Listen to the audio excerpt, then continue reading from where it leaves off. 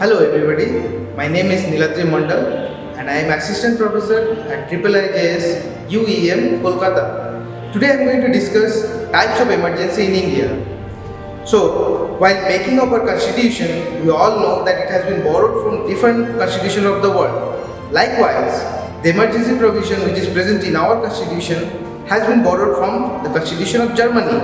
The constitution we are having is having both the features, that is unitary as well as federal. Therefore, we tend to call it as quasi-federal.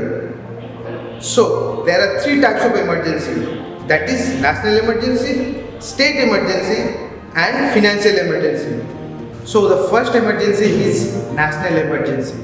It can be declared in times of war, armed rebellion and external aggression. So, what is war? When two nations declare war against each other. Armed rebellion is when group of people takes up arms and ammunition against the government, and external aggression is when our country does not declare war but another country attacks our country from outside.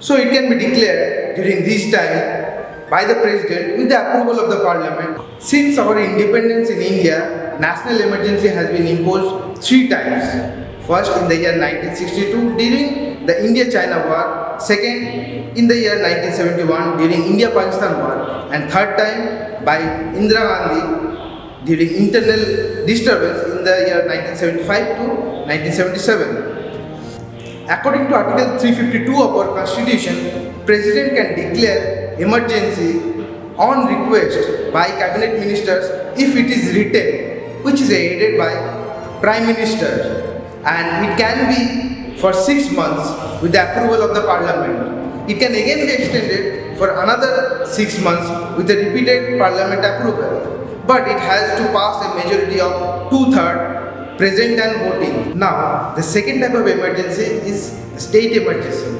In this kind of emergency, if the president receives report from the governor of any state or from any other source that the state government is not running as per the rule of the constitution, then the president can impose the state emergency. According to Article 356, if the president imposes state emergency, then it can be extended up to a maximum of 3 years, but with the approval of repeated parliament.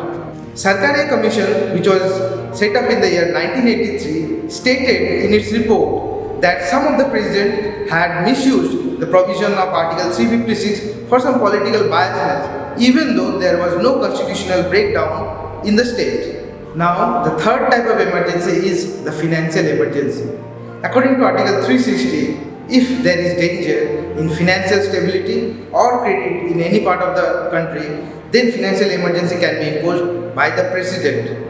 Till now, although there has been no financial emergency imposed in our country, but the central government or the finance commission has not set up any specific guidelines to define financial emergency.